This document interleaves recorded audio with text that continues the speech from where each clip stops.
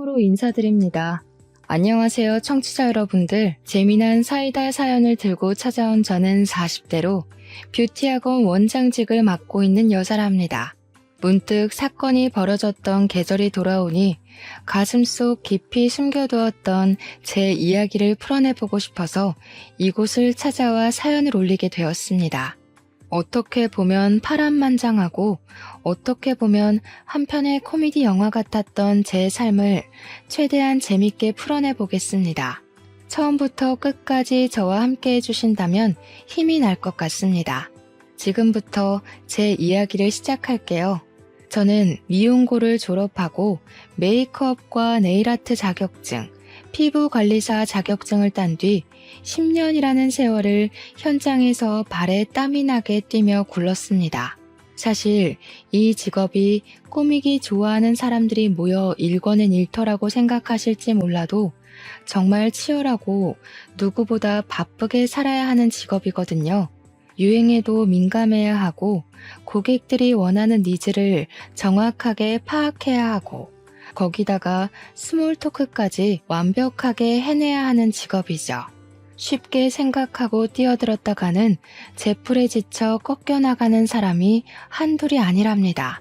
현장에서 이리 구르고 저리 구르다가 문득 기본기조차 제대로 배우지 못한 후배들이 고생하는 모습을 보고는 결심하게 되었습니다. 내가 제대로 후배들을 양성할 수 있는 교육기관을 차려보면 어떨까 싶었던 거죠. 그래서 저는 나이 30에 뷰티학원이라는 간판을 달고 교육자의 길을 걷게 되었습니다. 사실 말이 좀 거창하긴 한데 저로서는 무척이나 자부심을 가지고 일을 했기 때문에 조금 오글거리는 표현이어도 참아주시면 감사하겠습니다. 처음에는 현장에서 만난 기본기가 덜 된 후배들을 데리고 시작했는데 우리 학원에서 자격증을 딴 친구들이 승승장구해준 덕분에 학원 명성이 올라가게 되었습니다. 물론 제가 꼼꼼하게 가르치는 부분이 한몫하기도 했지만 운빨도 무시 못했죠. 작은 상가 건물 3층 한편에서 시작했던 학원이 지금은 강서구에서 건물 하나를 통째로 쓸 만큼 번창했습니다. 그러니 제가 얼마나 노력을 하고 잠을 줄여가며 일을 했는지 상상이 가시죠? 제가 자부심 충분히 느낄 만하지 않겠습니까? 이 자리까지 오기 위해 얼마나 노력을 했는지 지금 생각해도 책 5권은 쓸 수 있을 것 같습니다. 20살에 피부관리사 자격증을 따고 에스테틱에서 일을 했을 때 만난 진상들 이야기를 시작하면 벌써 책 1권 뚝딱 나오고요. 저한테 관리를 받고 뾰루지가 났다고 피부과 진료 비용 몇백만 원을 물어내라고 했던 김포에 사시는 40대 아주머니는 평생이 가도 기억할 것 같습니다. 제 마사지를 받고 어깨 뭉침이 풀리기는커녕 50견이 온 것 같다던 아주머니 또한 말이죠. 피부 관리실에서 일을 하면서도 네일아트 자격증을 땄던 저는 네일아트 숍을 운영하다 망하기도 해봤습니다. 그 숍이 망했을 때는 정말 세상 모든 짐을 다 짊어진 사람처럼 우울증에 빠지기도 했어요. 벌었던 돈 탈탈 털어 차렸었던 숍이니만큼 빚도 생겨나서 미치는 줄 알았죠. 하지만 바로 메이크업 출장 일을 하면서 그 빚을 갚아나가기 시작했습니다. 돌잔치 출장 메이크업을 나가기도 하고 연예인들 메이크업도 했습니다.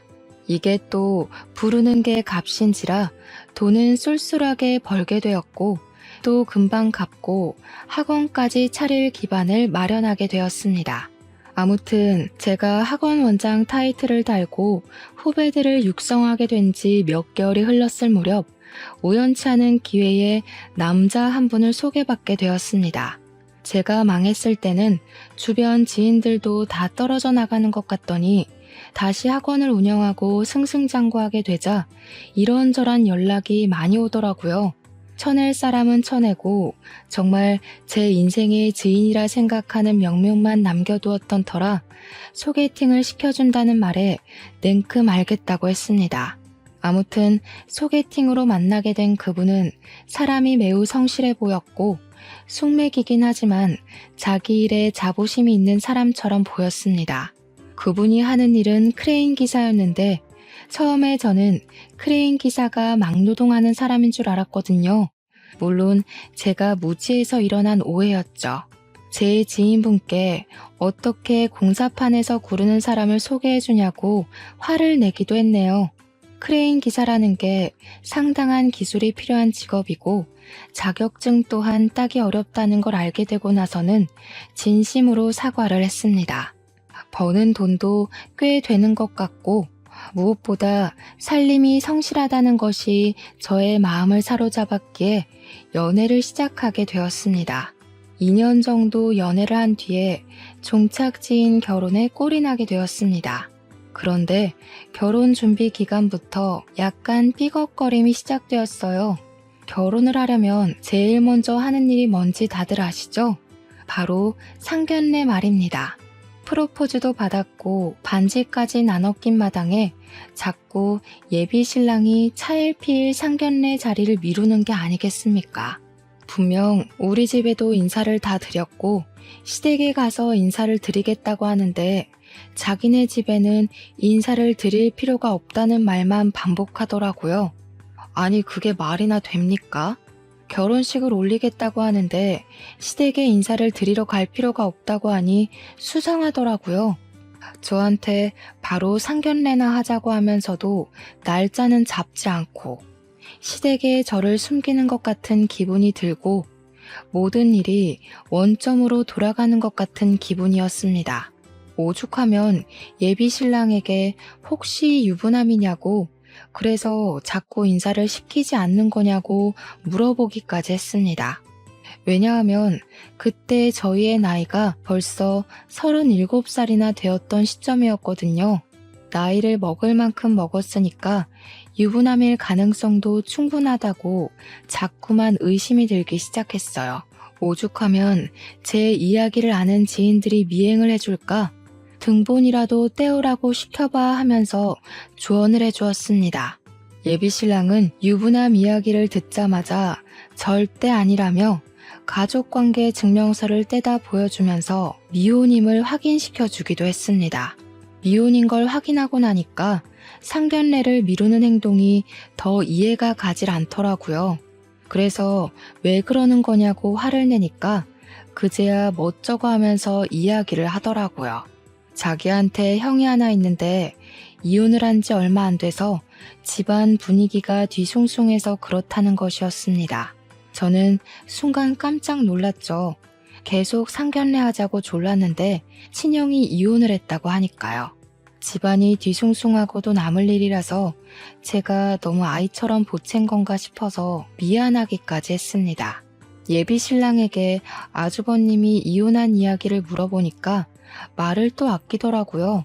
무슨 비밀이 그리도 많은 건지 나 참. 또 그렇게 시간을 낭비하고 결국에는 제가 안 되겠다 싶어서 단판을 짓자고 했습니다. 시댁의 막무가내로 찾아가 인사를 드리기로 결심을 한 거죠. 가겠다고 말도 없었고 오라고 한 적도 없었는데 제가 양손 무겁게 선물을 사들고 다짜고짜 찾아가니까 시댁에서도 놀라셨습니다. 하지만 그것도 잠깐. 예비 시모가 저를 보고는 아이고 네가 우리 둘째랑 만나는 그 아가씨구나 하면서 반갑게 인사를 해주시더라고요.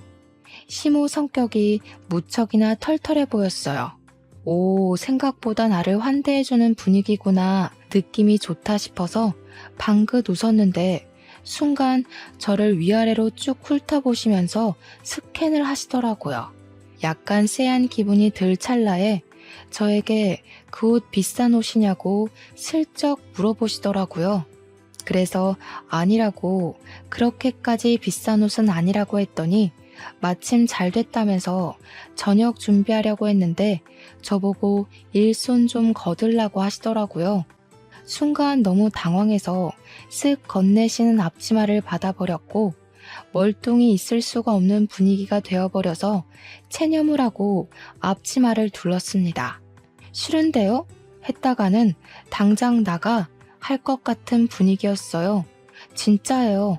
등 떠밀려서 어영부영 시키는 일 하면서 저녁 준비를 돕고 있는데 안쪽 방에서 아주버님으로 보이시는 분이 나오시더라고요. 저를 한번 보고 시모를 한번 보더니 한숨을 푹 내쉬는 겁니다. 엄마, 내가 이런 짓 하지 말라고 했는데도 아직 정신 못 차리고 이러고 있어? 날선 말이 나오자 저는 잔뜩 긴장을 해서 그 둘 사이에 껴서 눈치를 볼 수밖에 없었습니다. 예비 시모는 순간 버럭하시면서 자기가 뭘 또 어쨌다고 그런 소리를 하는 거냐며 방이나 들어가 있으라고 아주버님한테 말씀하시더라고요. 근데 아주버님도 지지 않고 시모한테 큰 소리를 내는 겁니다. 왜 집에 인사하러 온 손님한테 앞치마를 입히고 일을 시키고 있냐고. 내가 그런 짓 하지 말라고 몇 번이나 이야기를 했는데 아직도 정신 못 차렸어? 아니, 얘가 하기 싫었으면 싫다고 했겠지. 군소리 없이 일 잘하고 있는 애한테 왜 그런 말을 하는 거니? 이게 다 내 탓이야? 얘, 네가 말을 좀 해봐라. 갑자기 시선이 저한테 모이게 되더라고요. 무슨 말을 해야 할지 몰라서 우물쭈물 눈치를 보고 있는데 아주버님도 저를 보면서 한 소리 하셨습니다. 손님으로 인사드리러 온 자리에서 밥 차리는 거 돕고 싶어요? 조용한 거 봐라. 잘하고 있는 애 괜히 들쑤시지 마. 얘도 입이 있는데 당연히 싫으면 싫다고 말을 하겠지. 예비 시어머니가 될 사람 앞에서 면전에 대놓고 싫다는 소리를 어떻게 하겠어? 며느리가 그럴 수 있는 존재라고 생각하는 것부터가 잘못된 거야. 앞치마 벗고 거실에서 TV나 보고 밥이나 먹고 가요. 손님으로 왔으면 손님 대접받고 가는 걸로 합시다. 그러면서 저한테 앞치마 후딱 벗으라는 눈짓을 하시길래 이때다 싶어서 바로 앞치마를 벗었습니다.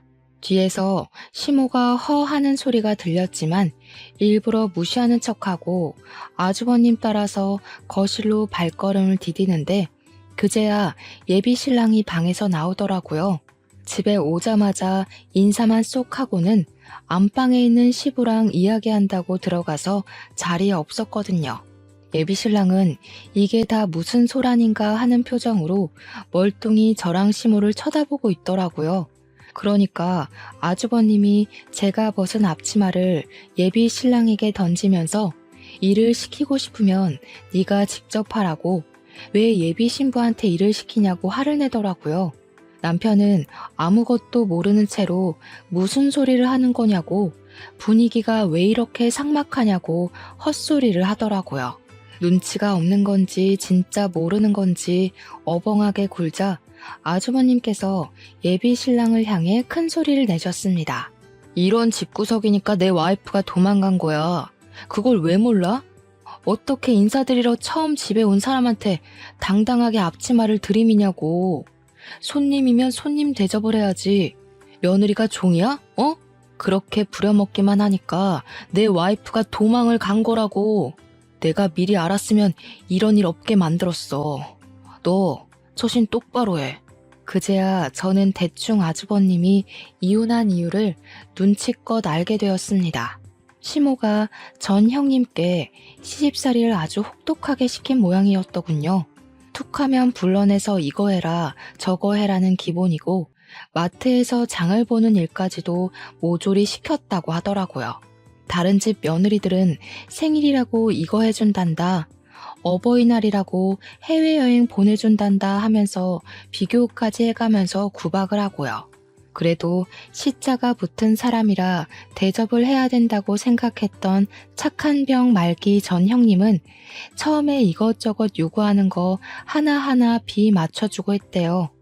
나중에 제풀에 지쳐서 더는 이렇게 못 살겠다고 정신병 걸릴 것 같다고 이혼만 해달라고 울고빌고 빌어서 아주버님도 사건의 전말을 알게 됐다고 하더라고요.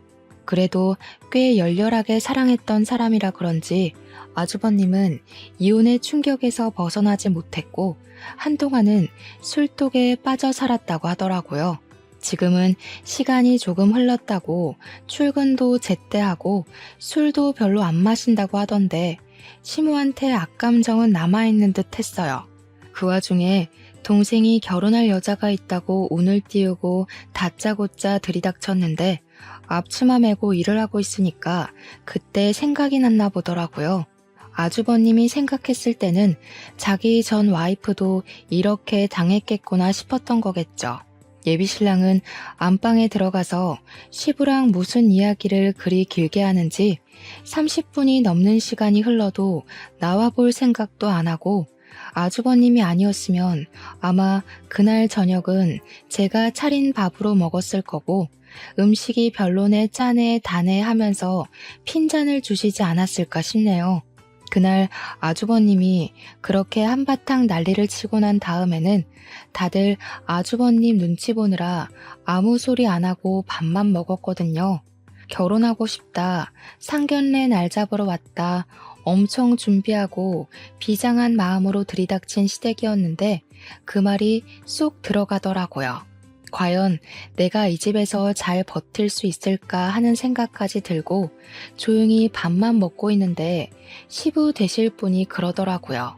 이제 홍기를 꽉 채우다 못해 나이가 40을 바라보는데 결혼을 해야 하지 않겠냐, 양가에 인사드렸으니 상견례를 잡자고요. 남편이 숨기려고 했던 게 아주버님의 이혼 사유였는데 그게 다 드러나고 나니까 결혼하자고 냉큼 말을 하더라고요. 근데 모든 전말을 알게 됐는데 저라고 냉큼 좋습니다 할 수 있겠습니까? 찝찝함이 사라지질 않더라고요. 근데 사람이라는 게 참 간사한 마음을 가지고 있잖아요. 나이가 벌써 37살이고 주변 친구들은 죄다 시집가서 애가 둘이고 셋이고 노후 준비가 어떻고 애들 유치원은 어쩌고 하는데 저는 아직 시집도 못 갔고 지금 예비 신랑이랑 헤어지면 언제 또 새로운 사람 만나서 연애를 하고 결혼 계획을 짜고 하겠어요. 나이가 죄라는 말이 사무치게 새겨지더라고요. 이 나이에 남자를 만날 수 있는 곳이 널린 것도 아니고 제가 뭐 클럽을 가서 헌팅을 하겠어요, 뭘 하겠어요. 결혼정보업체에 가입을 하자니 금액도 금액이고 거기 있는 사람들 죄다 하자 있는 사람들이라고 말도 많잖아요. 고부간의 갈등은 내가 처신 잘하고 피해 다니면 되지 않을까 하는 안일한 생각이 들고 점점 마음이 기울더라고요. 그래서 결혼하겠다, 상견례 날짜를 잡자 하게 된 거죠. 막상 걱정했던 상견례 자리는 꽤 훈훈한 분위기로 이어졌어요. 시모가 가끔 가다 핀트에 어긋나는 말들을 뱉어서 싸해진 분위기가 몇 번 있었던 걸 제외하면 시부는 꽤 괜찮은 사람이었습니다. 시모가 우리 부모님한테 그러더라고요. 자기네들은 노후 준비 다 되어 있고 모아둔 재산도 꽤 되는데 사돈댁은 어떠냐고요. 우리 아들, 그러니까 예비 신랑이 벌어오는 돈으로 노후 준비할 생각하시는 거 아니죠? 하면서 무례하게 굴었습니다. 그 말에 우리 부모님도 무척 당황해 하셨죠. 절대 아니라고, 노후 준비하고 있고 아이들 걱정할 일 없을 거라고 딱 잘라 선을 그었습니다. 근데 그 말을 하시면서 우리 아버지께서 기분이 좀 상하신 것 같더라고요. 시모가 눈치도 없이 거기서 노후 준비를 아직도 하고 있으신 거냐고 늙어서 고생하시네요 했거든요. 아버지께서 딱 잘라서 아직 정정하기도 하고 일은 할 수 있을 때까지 쉬지 않고 할 생각이라고 이야기를 하니까 시모가 늙어서 여행도 다니고 해야지 하는 겁니다. 저는 분위기를 수습하고자 괜히 하하호호 웃었고 아주버님은 정색하며 밥만 드시고 계셨죠. 시모는 촐싹대는 걸 멈추지 않았습니다. 우리 부모님께서 불편해하는 기색을 보이는데도 눈치 없는 예비신랑은 분위기 파악도 못하고 결혼 이야기만 떠들고 있더라고요. 예단이니 예물이니 신혼여행은 어디가 좋을 것 같고 식장은 여기가 좋겠더라 하면서요. 근데 거기서 시모가 신혼집 이야기를 꺼내면서 아주버님이 살던 집에서 신혼 생활하면 되겠다고, 거기가 시부모님 명의 아파트라고 하더라고요. 우리 부모님은 아주버님이 이혼한 걸 몰랐던 터라 그럼 사돈은 어디 가서 사는 거냐고 하니까 시모가 주책맞게 떠들었어요. 지금 큰아들은 우리랑 같이 살고 있어요. 얘가 이혼을 했거든요. 아주버님이 그 소리에 처음으로 무표정한 얼굴을 지우고 인상을 팍 쓰면서 숟가락을 내려놓았어요. 분위기가 점점 이상해지자 우리 부모님께서도 수습하신다고 상심이 크시겠다고 위로의 말을 꺼냈습니다. 근데 시모가 거기서 적당히 하고 멈췄어야 했는데 한 발 더 나아간 거죠. 며느리가 좀 이상한 애였어요. 내가 뭘 어쨌다고 이혼을 하겠다고 그 난리를 쳐댔는지. 아휴, 우리 큰아들이 하루라도 빨리 좋은 여자 만나서 재혼을 좀 해야 하는데 나중에 혼처 자리도 좀 알아봐 주시고 해주세요. 우리 부모님은 황당해하시고 아주버님은 짜증이 솟구쳤는지 한숨 쉬다 화장실 간다고 나가시고 예비신랑만 머리에 꽃밭이 가득 찼는지 맞아 하면서 맞장구 치고 있더라고요. 상견례 자리가 어영부영 끝이 나고 인사를 드리고 집으로 돌아오는데 우리 부모님이 엄청 찝찝해 하시더라고요. 진짜 그 집에 시집가도 되겠냐고 몇 번이나 물어보시면서도 노처녀 딸내미 빨리 시집 보는 게 더 먼저라고 생각이 드셨나 봐요. 결국 큰 반대 없이 결혼식 날짜를 정하게 되었고 한복의 드레스에 준비해야 하는 필수 건들은 전부 준비를 했습니다. 우리 부모님께서도 늦음하기 시집가는 딸내미 남들보다 더 차려입으면 차려입었지 덜하진 말자는 주의로 준비를 해주셨어요. 패백은 요즘 돈이 안 된다고 다들 하지 않는 추세라던데 우리 시부모님은 패백 무조건 해야 된다고 박박 우기셨습니다. 웨딩 플래너도 패백을 한다고요? 요즘은 잘 안 하는데 하면서 넌지시 말리는 분위기였지만 시모가 해야 한다는데 어쩌겠어요. 결혼식 당일에는 정말 신부 입장을 어떻게 했는지 기억도 나지 않고 주례사 말씀이며 뭐며 기억나는 게 하나도 없었거든요. 그만큼 정신도 없고 바쁘기도 했고요. 근데 딱 하나 패백만큼은 확실히 기억이 나더라고요. 친척들 많으니까 패백하면 돈봉투 좀 받을 거라고 후원장담을 하시더니 끽해봐야 셋, 넷 정도 오셔서 절 받으시더라고요. 다른 친척분들은 패백은 무슨 패백이야 하시면서 이미 밥 드시러 사라지고 없었습니다. 당연히 인원이 적으니까 절값도 아주 조금 받았죠. 시부모님이 꽤 주실 거라고 돈봉투 두둑하게 준비한 것 같다고 남편이 이야기를 했는데 개뿔 100만 원도 아니고 50만 원도 아니고 20만 원 넣으셨더라고요. 다른 친척분들 절값 봉투까지 합쳐서 50만 원 받았습니다.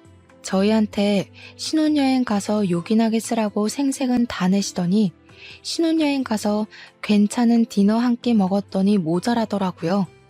아무튼 신혼여행 잘 갔다 와서 선물까지 시댁 친정에 싹 나누고 지인들 만나서 감사 인사 전하고 이제 신혼 시작이다 했는데 말이죠. 글쎄 신혼여행에서 허니문 베이비를 갖게 된 거 아니겠습니까? 신혼은 건너뛰고 바로 육아전쟁에 돌입해야 하는 거예요.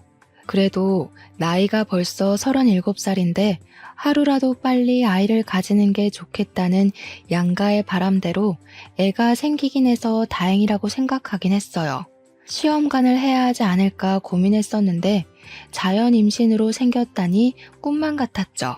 저는 만사까지 일을 할 생각이긴 했지만 태교에도 집중하고 싶었기 때문에 일을 조금 줄이기로 했습니다. 보통 다른 학원들은 무늬만 원장인 경우가 많은데 저는 직접 강의도 하고 시험 대비반을 집중적으로 봐주고 있었거든요. 태교에 집중하고 싶은 마음에 부원장인 친구에게 양해를 구하고 제가 꼭 해야 하는 강의를 제외하고서는 일을 좀 줄여나가기 시작했습니다. 다행히 수강생들도 제가 임신을 했다고 하니 너무 축하한다며 배려를 해주었습니다. 그러다 보니 여유가 생기기도 했고 남편이 크레인 기사로 일을 하고 있었기에 비가 오는 날에는 일을 하지 못해서 장마철은 내리 쉬곤 했거든요. 때마침 여름 끝물에 장마가 시작되어서 같이 영화도 보러 다니고 못다한 데이트도 즐기고 있었는데 어느 날 갑자기 시모에게 연락이 온 겁니다. 그날은 우리 부부가 출산하고 나면 제대로 된 데이트도 못 즐길 게 뻔하니까 임신 기념으로 호캉스를 가자고 한 날이었어요. 호텔에 1박 1정으로 먹고 자고 하면서 수영도 하고 도심을 즐기자고 한 날이었죠. 그날 저녁에 호텔에서 쉬고 있는데 시모한테 전화가 와서는 왜 우리 집에 불이 꺼져 있냐고 아직도 바뀌냐고 묻는 겁니다. 저는 좀 당황해서 지금 호캉스를 즐기러 나와 있다고 하니까 갑자기 돈이 썩어나냐고 멀쩡한 집 내버려 두고 왜 호텔에서 자냐고 성질을 부리시더라고요. 저도 할 말은 하는 성격이라 출산을 하고 나면 이렇게 즐길 수 있는 시간이 얼마나 있겠냐고 지금 즐겨야 한다는 육아 선배들 조언에 놀러 나온 거라고 했어요. 시모는 저에게 집에 붙어 있어도 시원치 않을 판에 나간다면서 그렇게 좋은 데 갈 거면 자기한테도 가자고 한마디 물어볼 수 있는 거 아니냐고 하더라고요. 서운해 죽겠다고 저한테 핀잔을 주시는데 우리 부부가 우리 부부 돈으로 즐기겠다는데 시모가 왜 저러는지 이해가 가질 않았습니다. 막말로 시모가 호캉스 즐기라고 돈을 보태주신 것도 아니잖아요. 거기다가 제일 소름 돋는 건 우리 집 불 꺼져 있는 건 어떻게 알았는지였습니다. 남편에게 이야기를 하니까 대수롭지 않게 대꾸를 하더라고요. 원래 우리 집이 형네 부부가 살았던 집인 거 알지? 우리 엄마네 집에서 내려다보면 우리 집이 보이거든. 저는 완전히 몰랐거든요. 시댁이랑 같은 아파트 단지이긴 해서 가까운 건 알았지만 시댁에서 보이는 집인지는 꿈에도 몰랐어요. 제가 놀래서 남편한테 시댁에서 우리 집이 보인다고? 하고 물어보니까 남편이 몰랐냐고 그래서 일부러 그 집을 구매한 거래요. 시모가 매일 베란다에서 아주버님네 집, 그러니까 지금 우리 부부가 살고 있는 집을 내려다봤대요. 그게 더 소름이지 않나요?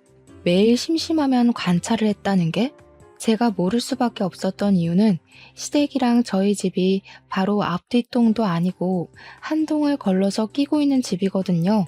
구조상 보일 리가 없다고 생각했는데 아파트가 일자로 쭉 세워진 게 아니라 들쑥날쑥 세워진 구조라 저희 집이 딱 걸려서 보이는 거였어요.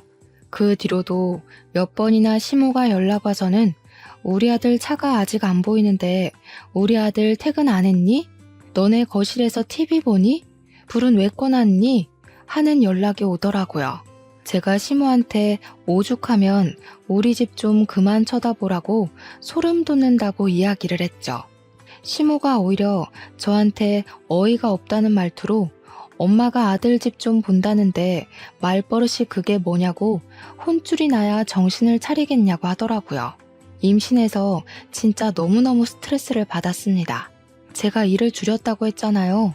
그 사실을 알게 된 시모가 허구한 날 저를 시댁으로 불러내기 시작했습니다.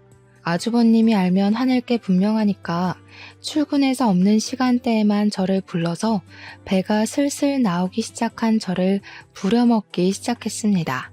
어느 날은 이불을 빨아보자고 불렀다며 임신해서 너무 집에만 있으면 안 된다고 하면서 이불을 밟으라고 하질 않나. 생전 안 해먹던 김치를 담그자고 하질 않나. 배가 나와서 쪼그려 앉아있기도 힘든데 다리 퉁퉁 부어가며 그 짓을 했다니까요. 하다 안 되겠다 싶은 마음에 시댁으로 부를 때마다 배가 아파서 못 가겠다고 집에서 쉬어야겠다고 강짜를 부렸습니다. 그러면 포기할 줄 알았더니 집으로 찾아온 거 있죠? 저한테 집안 꼴이 이게 뭐냐면서 잔소리를 해대는데 짜증이 확 나더라고요. 저도 막 나가야겠다 싶어서 소파에 드러누워서는 어머님이 오신 김에 청소 좀 해주시라고 이불도 빨아주시고 커튼도 빨아주세요 했죠. 그랬더니 어디 며느리가 누워서 시모를 시켜먹냐고 가정교육을 그렇게 받았냐고 하는 거예요. 우리 부모님은 부당한 거 참지 말라고 가르쳐 주셨어요. 제가 다른 놈 씨를 뵌 것도 아니고 어머님 손주 품고 있는데 왜 이것저것 못 시켜서 안달난 사람처럼 구세요? 네가 다른 놈 씨를 뵐 수도 있지. 바깥에서 강의한답시고 맨날 밖으로 싸돌아다니지 않았니? 네가 학원을 갔는지 다른 놈이랑 바람을 피웠을지 내가 어떻게 알아? 너 말 잘했다. 애 낳고 나면 바로 유전자 검사부터 할 거니까 그런 줄 알아. 순간 머리가 띵해지면서 내가 지금 무슨 소리를 듣고 있는 건지 이런 취급을 받으면서 내가 살아야 하나 싶더라고요. 이런 오해가 쌓일 만도 한 게 사실은 시모가 하도 우리 집을 들여다보면서 감시를 해대길래 남편이랑 저랑 밖에서 나가노라도 아닌 척 했었거든요. 남편은 일부러 거짓말로 야근 중이야 하고 저는 불 끄고 자고 있어요 하면서요. 근데 시모가 그걸 일일이 다이어리에 체크를 하고 기록을 해둔 게 아니겠어요? 소름이죠. 날짜를 줄줄 부르면서 이 날짜에는 우리 아들이 야근을 했고 저는 불 꺼놓고 집에 없었던 날이고 하는데 와 미치겠더라고요. 내가 너 바람난 거 다 알고 있어. 내가 오죽하면 날짜까지 체크를 했겠니? 우리 아들 상처받을까봐 그동안 쉬쉬하면서 비밀로 했는데 이렇게 터트린 거 잘 됐다. 뱃속에 애 유전자 검사하는 거다 꼭 후회하지 않으시겠어요? 어머님이 뱉은 말 꼭 지키세요. 저도 당당하고요. 어머님 아들 자식 맞으면 앞으로 애 못 볼 줄 알아요. 참나 어디 바람 피우고 나한테 성질을 부려? 기다릴 것도 없다.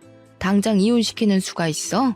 왜 형님이 이혼해달라고 울고불고 빌고 도망갔는지 알 것 같아요 정말.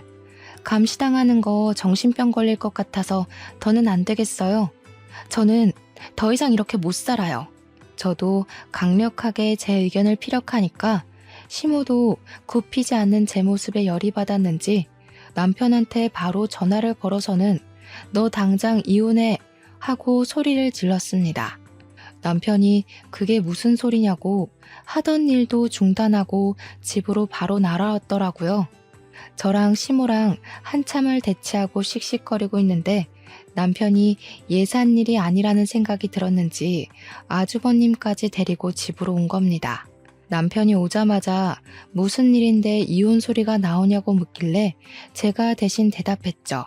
우리가 몇 시에 들어오는지, 잠은 언제 자는지, 불을 꺼둔 건지 켜둔 건지 다이어리에 하나하나 체크를 하고 있었다더라. 이렇게 감시를 해대는데 소름이 돋아서 너랑 더 이상은 못 살겠다. 그러니까 아주버님이 말 끝나기도 무섭게 아직도 그런 짓을 하냐고 버럭하더라고요.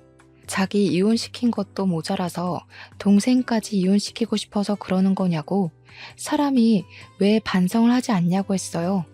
시모는 어이없어 하면서 도대체 자기가 잘못한 게 뭐냐고 아들들 잘 되라고 며느리 바람 피우는 거 잡아냈더니 고마운 줄 모른다고 하네대요. 근데 더 황당한 건 우리 남편이 저를 쳐다보면서 너 바람 피워? 라고 하는 겁니다. 아니 이건 또 무슨 소리인지 머리가 지끈거려서 남편한테 말을 했죠. 무슨 소리라는 거야 진짜. 당신이랑 밖에서 데이트하고 온 날 가지고 지금 그러는 거라니까. 당신이 어머님한테 야근한다고 거짓말치고 나랑 영화 보고 데이트한 날 가지고 내가 바람 피우는 거라고 오해하시는 거라고. 근데 남편은 바람이라는 단어에 꽂힌 건지 뭔지 저를 못 믿겠다는 식으로 구는 겁니다. 시모가 말했던 땡월 땡일에 자기가 야근했던 것 같다며 저보고 어디를 갔다 온 거냐고 묻더라고요. 남편까지도 저를 몰아세우니까 시모 기세가 정말 등등해져가지고는 저한테 유전자 검사하자고 소리를 버럭버럭 질렀습니다. 진짜 멍청해도 끝이 없지. 우리 뱃속의 아이가 허니문 베이비라는 사실은 완전히 까먹은 것 같더라고요. 저도 화딱지가 나서 싫다고 마음 바뀌었다고 어쩜 나를 못 믿을 수가 있냐고 유전자 검사 안 한다고 강짜를 부렸습니다. 그랬더니 남편이 한다는 소리가 혹시 모르니까 확실하게 하는 게 좋겠다고 유전자 검사를 하자고 하는 거예요. 저한테 좋은 게 좋은 거 아니냐고, 친자가 맞으면 좋은 거고 아니면 이혼하면 되지 않냐고 저를 설득하는데 순간 제가 완전히 부정당하는 기분이 들었습니다. 오죽하면 아주버님까지도 남편을 정신 나간 놈처럼 바라보더라고요. 제가 결국 제풀에 지쳐 이혼하자고 짐을 싸서 친정으로 가겠다고 했어요. 그러니까 시모가 적어보라고 회피하는 게 완전히 여우라고 손가락질을 하더라고요. 쫄리니까 도망가는 거 아니냐고 저를 몰아세우는데 눈물이 다 날 것 같았습니다. 아주버님이 시모한테 정신 나간 거 아니냐고 임산부한테 별소리를 다 한다고 제 편을 들어주는데 남편은 뭐 하는 건지 참나. 그날로 친정에 짐 싸들고 가버리고 이혼하자고 서류를 남편에게 보냈더니 노발대발하면서 절대로 이혼을 못 해주겠다는 겁니다. 친정에서 푹 쉬고 마음 정리하고 돌아오라고 이야기를 하는데 도대체 제가 정리할 마음이 뭐가 있겠냐고요. 유전자 검사 의향을 가지고 돌아오라는 소리밖에 더 되겠습니까? 참 불행하게도 제가 스트레스를 너무 많이 받았는지 글쎄 아이가 조산으로 태어나게 되었습니다. 소위 말하는 팔싹둥이로 10개월을 다 품지 못하고 8개월 만에 아이가 태어나게 된 것이죠. 바로 인큐베이터로 아이는 들어가고 저는 병원에 몸져 누워서 끙끙 앓고 있는데 시모랑 남편이 왔더라고요. 이것 봐. 10개월 뒤에 나와야 할 아이가 왜 8개월 만에 나왔겠어? 너 결혼 전부터 임신한 상태로 속이고 결혼한 거지? 남의 아이 가져놓고 순진한 우리 아들 속여서 결혼한 거잖아. 당장 이혼해. 우리 부모님은 이게 다 무슨 개소리냐며 화를 내셨고 시모는 의견을 굽히지 않았습니다. 대판 싸우는 와중에 남편이 저를 싸늘하게 쳐다보는데 진짜 실망을 더할 수도 없겠더라고요. 저는 그냥 지쳐서 도장을 찍어주었고 이혼 서류를 제출하게 되었습니다. 제가 38살의 나이로 출산을 하게 되면서 아이가 태어난 다음에 이혼을 하게 된 터라 출생신고를 먼저 하게 되었습니다. 남편이 자기 자식이 아닐 수도 있는데 왜 자기 자식으로 호적에 올려야 하냐면서 난리가 난 거죠. 제가 지쳐서 네 자식 맞는다고 유전자 검사해주겠다고 하니까 남편이 그런 것도 다 조작할 수 있는 거 아니냐고 콧방귀를 끼대요. 제가 콩 심은 데 콩 나고 팥 심은 데 팥 난다고 이야기를 해줘도 들을 것 같지 않아 보였습니다.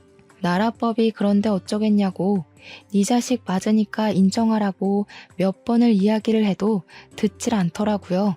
조리원에서 몸조리를 하고 친정에 돌아와 독박 육아를 시작했는데 시댁에서는 그때까지도 자기네 자식인지 아닌지도 모르는 마당에 왜 자기네 성을 따라야 하는 거냐고 하더라고요.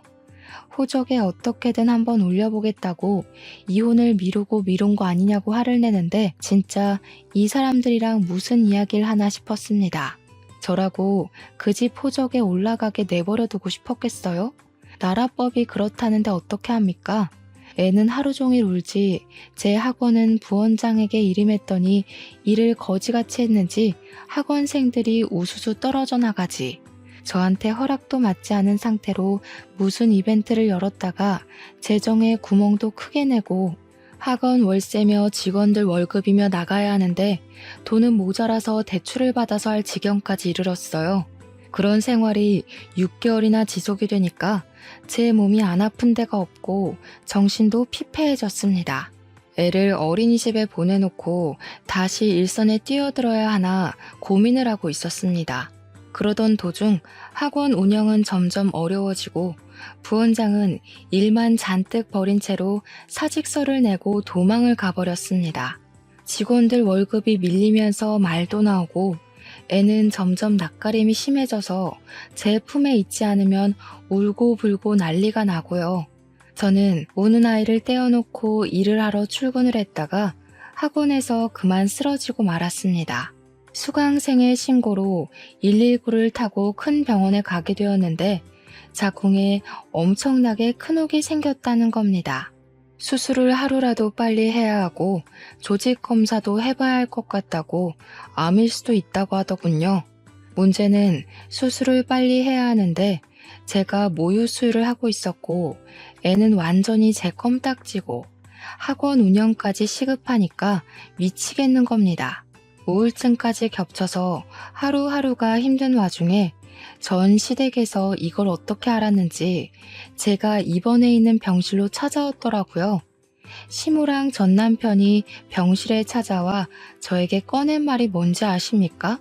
자기네들은 제가 죽어도 애를 책임질 마음이 없는데 법적으로 묶여 있으니까 호적에서 판회할 것 같다고 멀쩡히 살아있는 애 사망 신고를 하라는 겁니다. 이게 정말 인간인가 싶더라고요. 제가 죽으면 어쩔 수 없이 떠안아야 하는 거 아니냐면서 자기 자식이 맞는지 아닌지도 모르는데 왜 책임을 져야 하냐요?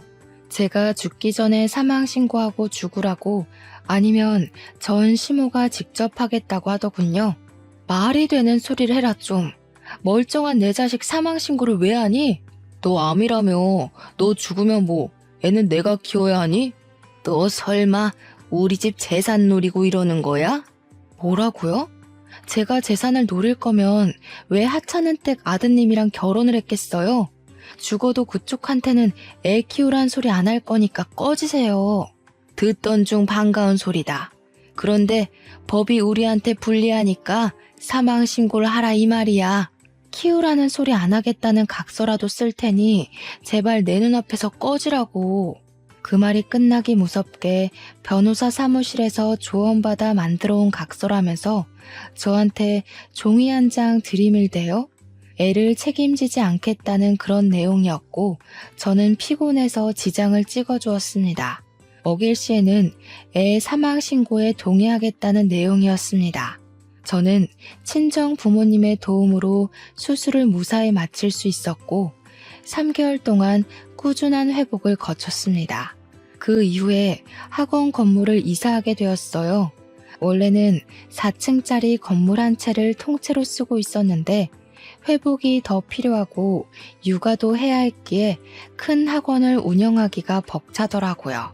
중간에 인수하겠다는 사람이 나타나긴 했지만 가격을 후려치려고 하기에 그냥 작게 옮겨서 운영하는 게 낫겠다 싶었습니다.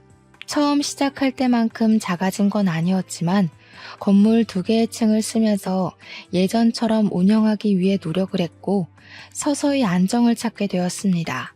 어쩔 수 없이 인원 감축을 해야 해서 선생님들도 반이나 줄어들었지만 그래도 꾸준히 하니까 회복이 되더라고요.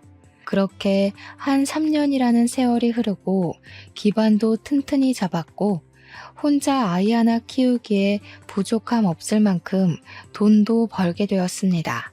아이는 어린이집에 다니게 되었고 제 자궁에 있던 혹은 다행스럽게도 암은 아니어서 잘 제거가 되었고 추적 검사를 하는 걸로 마무리가 되었습니다.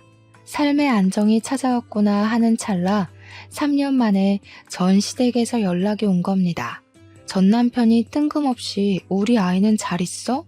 하고 연락이 왔는데 이게 무슨 소린가 싶었죠. 네 애 아니라고 부정할 때는 언제고 이제 와서 우리 아이 타령이냐고 했더니 글쎄 자기 오갈 곳이 없다면서 며칠만 재워주면 안 되겠냐는 거예요. 이게 웬 개소리냐. 전화 끊어라 하니까 자기 이야기 좀 들어달라고 하더니 한참을 울더라고요. 알고 보니까 시모의 취미생활 중 하나가 쑥뜸을 뜨는 것이었거든요.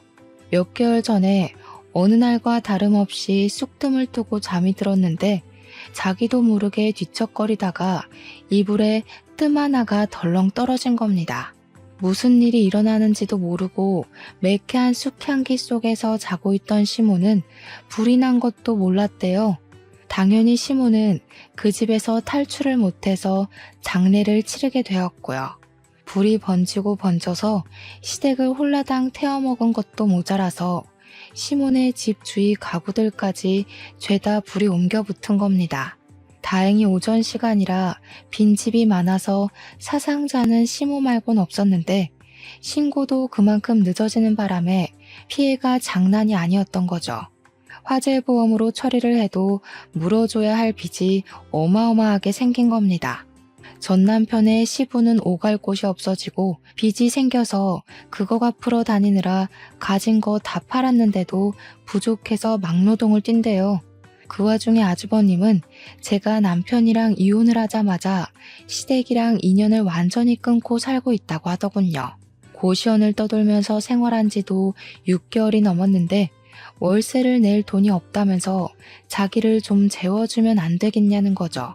자기가 애 아빠 아니냐고 갑자기 우리 아이를 챙기려고 드는데 제가 미쳤습니까? 네 애 아니라고 사망신고하라고 종용할 땐 언제고 이제 와서 우리 아이 타령이야? 나도 네가 내 아이 아빠라고 생각하고 살진 않아서 도와줄 생각도 없어. 그럼 나 너네 학원 경비일이라도 하면 안 돼? 내가 널 뭘 믿고 경비를 맡기겠니? 빚이 한가득이라며. 크레인 기사 일이나 열심히 하면서 빚 갚으세요, 아저씨. 나 2년 전에 팔을 크게 다쳐서 크레인 기사 일도 더 이상 못해. 그래서 어쩌라고. 남의 마음에 상처 줘서 벌 크게 받은 거야. 아주 고소하다. 이제 와서 후회해봐야 내가 받은 상처가 사라지겠니? 나는 덕분에 이 갈고 성공해서 지금 너무 잘 먹고 잘 살고 있어. 그러니까 앞으로 나한테 콩고물 떨어질까 기대하지 말고 네 시궁창 인생 잘 가꾸며 살아. 그러고는 전화를 차단해버렸습니다. 한순간에 재산 다 말아먹은 전 시댁 인간들, 내 아이를 사망신고하라고 종용하던 정신 나간 것들이 쫄딱 망했다고 하니 너무 고소합니다. 결국 그 집을 탈출한 아주버님도 존경스럽고 대단하고요. 앞으로는 제정신 아닌 소리 그만하고 반성하며 빚 갚고 살았으면 좋겠네요. 이래서 주는 만큼 돌려받는 거라는 말이 있나 봅니다. 오늘 밤에는 두 다리 뻗고 꿀잠 한번 자보렵니다. 제 사이다 같은 사연 어떠셨나요? 여러분들도 이런 일이 있다면 참지 말고 질러버리세요. 세상 속이 시원하답니다. 아무튼 제 사연을 들어주신 여러분 정말로 감사합니다. 늘 행복하세요.